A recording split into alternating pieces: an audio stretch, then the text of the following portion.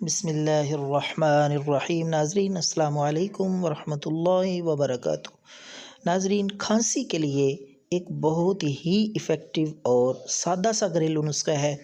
اگر کھانسی ٹھیک نہ ہو رہی ہو، بچوں کو کھانسی ہو یا بڑوں کو ہو، سردی کی وجہ سے ہو یا گرمی کی وجہ سے، خشک ہو یا نزلہ زکام کے ساتھ، انشاءاللہ ایک دفعہ ہی یہ نسخہ استعمال کرنے سے بالکل ٹھیک ہو جائے گی۔ تو آپ نے کیا کرنا ہے، 2 عدد سیب، ان کا چھلکا اتار لینا ہے۔ آپ نے سیب کوشش کریں سرخ رنگ کے ہوں، اچھے بہترین سے۔ ان کا چھلکا اتار کے 1.5 کپ سادہ پانی تازہ لے کر وہ چھلکے ان میں آپ نے سیب کے چھلکے ڈال لینے ہیں۔ ان کو ہلکی آنچ پہ اتنا پکائیں کہ پانی آدھا رہ جائے۔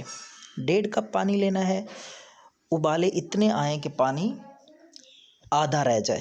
اس کے بعد آپ نے اتار کے اس کو تھوڑا ٹھنڈا کر لینا ہے۔ نیم گرم جب رہ جائے تو اس میں آپ نے 2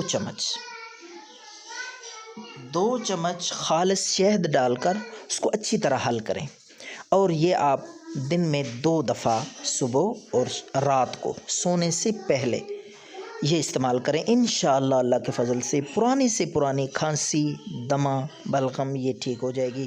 دعاؤں میں یاد رکھیں۔ اللہ حافظ۔